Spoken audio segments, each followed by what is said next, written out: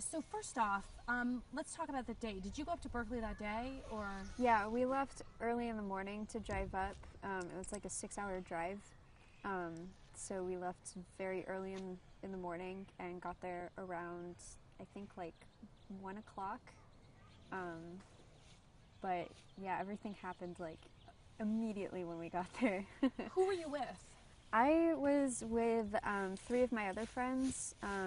One of them being my boyfriend, who was also attacked in the whole incident. But those were the people that I went with and stuck with the whole time. We didn't really know anybody up there, but we knew that we'd be able to find friends very quickly. So Now, are you part of any groups that were up there, or were you just going on your own? we kind of went up as a collective. I'm with the Oak Roots Collective, which is like a coalition of different groups in Ventura County and the Valley, and we kind of went just as individuals. We weren't going of like, oh, Oak Roots, but we just kind of went up to show our support and just be bodies present as counter-protest. You said Oak Roots? Yeah. Okay.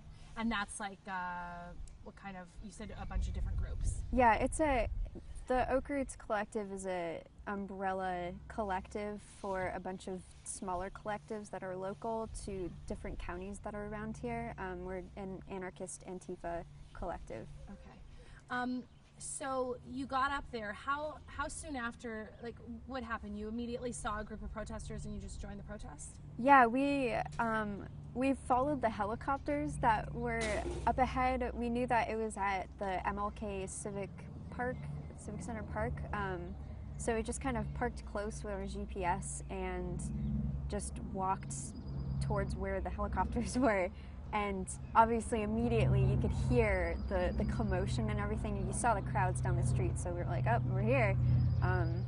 But yeah, things got really intense very, very quickly. And what do you mean by that? What happened? Well, we probably weren't even there for like 20 minutes before we got rushed and the whole attack happened. Describe that. Describe what happened. What do you remember?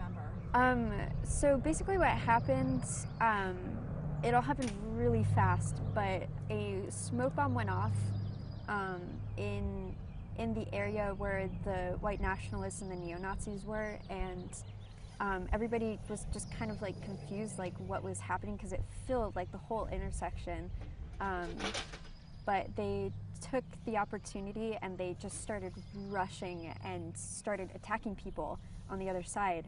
And so me and my friends were fleeing, and as we were running away, I lost most of my friends, but I was trying to find just follow my boyfriend, who suddenly just disappeared, and I couldn't see where he was. And the next thing I knew, I'm like trying to just like block myself away from different people who were like pushing me and just like attacking other people, and I was just trying to get out of where I was because I was in a really like cornered spot. But he disappeared because he got ganged up on by like 7 different people at once. So he was like underneath a bunch of people, and I was trying to find him. And the next thing I remember was like turning around, and from the corner of my eye, I saw like this fist coming at me, and I didn't have any time to like understand and process what was going on. I just like put my arms up to like kind of push him away as much as I could, and he just totally like threw himself into me. He punched me like right on the bridge of my nose, which it kind of cut it a little bit, but it's already kind of healed. But I got thrown down. I'm pretty sure he just ran. He fled. I got right back up. I was punched twice more by 2 other people. People kept trying to throw me down to hit my head on the rocks that were in the planter. And I was really just trying not to get my skull cracked open.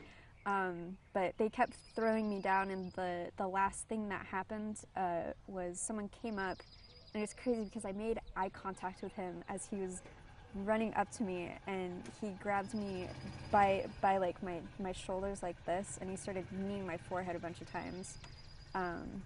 But I kind of just tried to struggle away, and I like tried to get him off me, and they all just kind of ran. They fled. It was like quick hit and runs, and it was over. Was it all men? Yeah. Describe what that was like emotionally.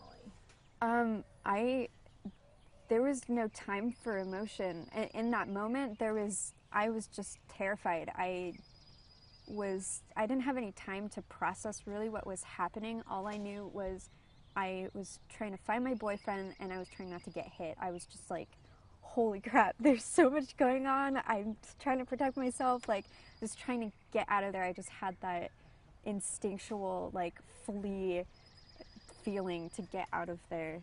Did you worry that you were going to be seriously hurt? Yeah, totally. I mean, even when it was happening, I realized, I knew that they were like trying to crack my skull open on the curb and on the rocks in the planter. So I was like understanding that much, but it really seemed like they were trying to hurt me as much as they could. So, yeah.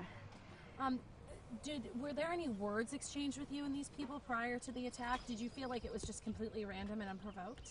On me, definitely. I think the whole rush was basically unprovoked. I think the smoke bomb happened, and they just were kind of like, charge! We're gonna be like some army raid thing, and so they just charged. And I was actually on the sidelines. I was watching, taking pictures, and that was my other thing I was concerned about, was my camera. It's my baby. But I didn't exchange any words with anybody. I was just standing there.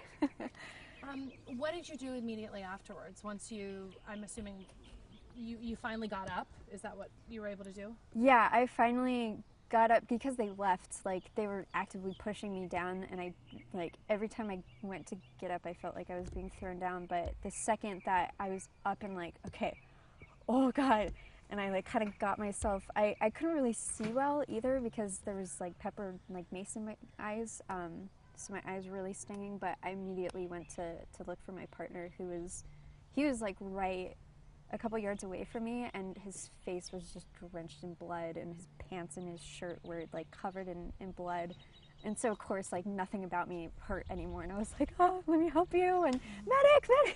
trying to make sure he was okay, because he looked pretty gnarly. So what'd you guys do then? Did the cops come, or? No, I honestly, I didn't see any police until way later in the whole thing. There was no police present when the smoke bomb went off. There was no police around.